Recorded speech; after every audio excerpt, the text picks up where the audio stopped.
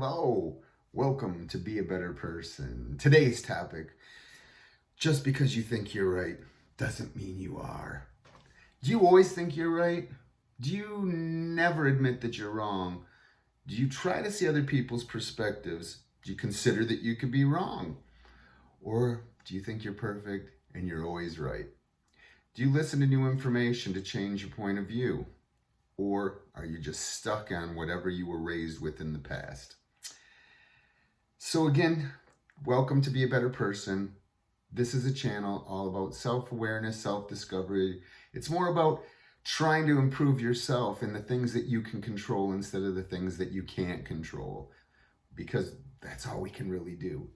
Many people think that they control other things, but you can't. You can only control yourself. So instead of focusing on what you can't control, focusing on why people are the way they are, we try to work on ourselves. We try to make ourselves better. We try to do things so we can have some little improvements every day.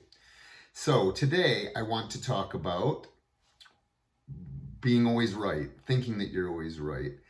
And again, everything that I talk about on here is what works for me. Hopefully you comment below. Hopefully we start a conversation and you can make me see some things that maybe I didn't see.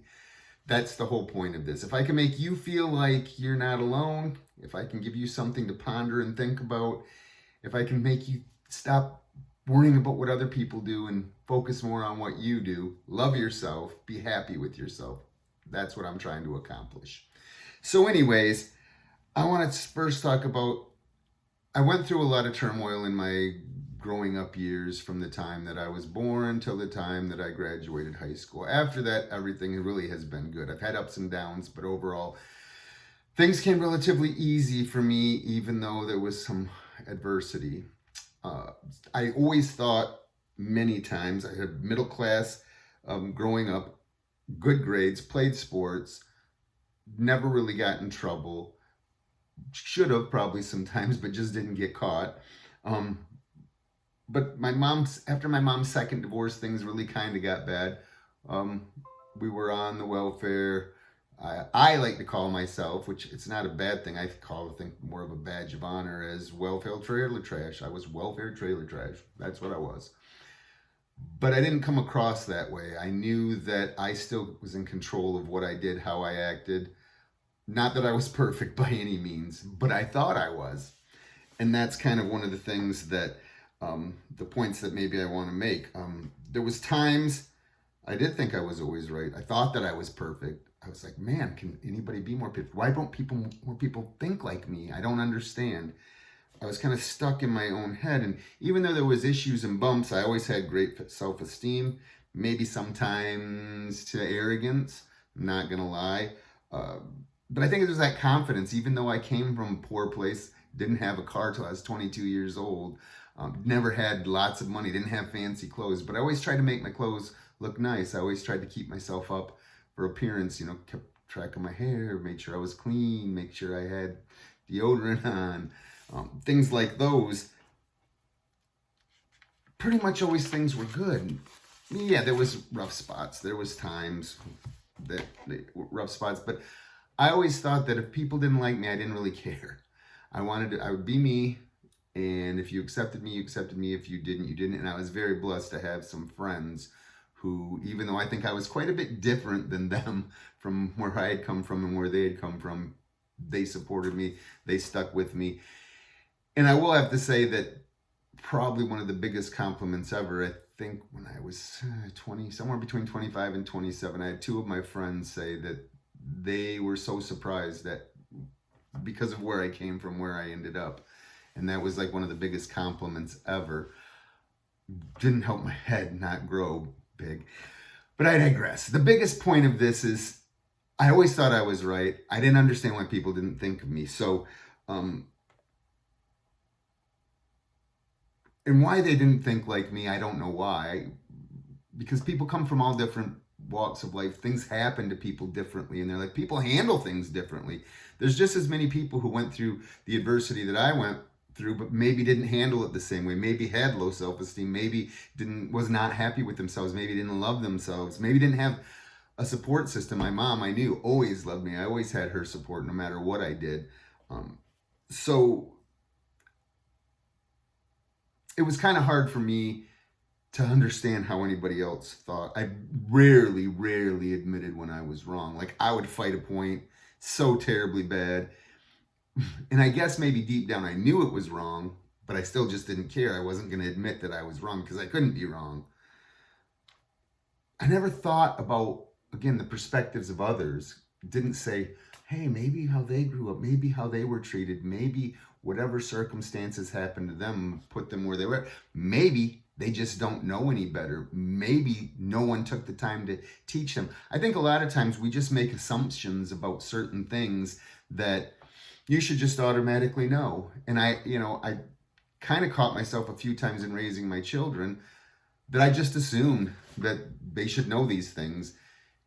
But there were several times that I said, I have to make sure that I talk to them about this just in case they don't. Or they got misinformation from people at school or their friends, or even adults who maybe taught them things that I would not have agreed with. Not that it's wrong or right, but I just wanted to give them my perspective. Another thing I always did with my children is let them decide things. I didn't push religion. I didn't push politics. I didn't make them do anything that I wanted them to do. I always had them try things, and they always had to follow through and finish it. But then if they didn't like it, they didn't have to do it again the next year. But there's things that you just sometimes assume that everybody is taught, everybody knows, everybody thinks is right or wrong, and that's not always necessarily the case. So you have to look at other people's perspectives and not always just think that you're wrong. You have to be open, I think, to change. So I was also very judgy, and which is really weird because considering that I kind of came from the welfare trailer trash aspect, I still would be very judgy where I looked at people like, why are they look like that? Why don't they try to better themselves? And again, if they were grown up and never taught that you should wash your face, you should wear deodorant, you should try not to smell, maybe that's normal for them. And maybe we're wrong for thinking that you have to do those things. Maybe we should just be natural and stink and not worry about whether we smell nice. Maybe it's not important to keep our hair all nice. Maybe we've just been programmed that those are the things that are right and wrong. Again, who am I to say that they are right or wrong? So I think during COVID, and I don't know if more people are the same as me, but just because of that time, I had a lot more introspection, and I started to maybe question my thoughts and my beliefs. And I looked at how maybe I was programmed by society a lot more to make me think certain things, or not certain things. I started embracing my imperfections that I know I have and said, you know what, it's okay. I stopped lying to myself. I started calling myself out on my own BS. I started admitting that I was wrong. I started seeing that I'm not perfect, that I'm very flawed, and I just lied to myself about thinking that I was perfect and that I didn't have flaws. I started to apologize more, and I started to really try to understand other perspectives, whether I disagreed with them or not. And I never want to not be able to see other sides of the story and hear other people's and have conversations about things, because I think that's the best way to kind of improve yourself, is when you can see and understand other people, where they came from, what's going on. And these things that I talk about, I still have not conquered completely 100%. Like, I still catch myself. I still have to say, hey, look, you were just starting to be judgy. You need to maybe look at why they're doing that. Hey, maybe my perspective is wrong. Maybe what I think has always been right is really wrong.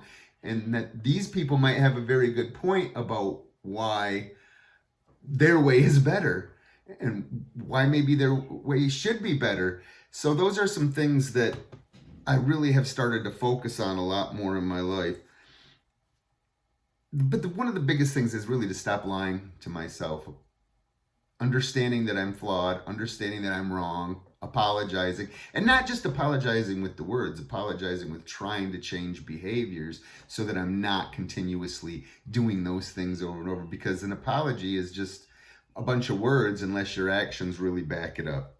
So, is there something you realized that you were wrong about? Is there things that you question your rightness about? Do you try to see things from opposing perspectives? Do you apologize? Do you not lie to yourself? These are all things I think that if we really start focusing on and dwelling on more internally, we can come out to people and help them see that, yeah, it's okay to be flawed. It's okay to fail. It's okay to make mistakes. So anyways, remember, your smile makes me smile. Be kind, be grateful, be helpful. And until next time, enjoy the rest of your day.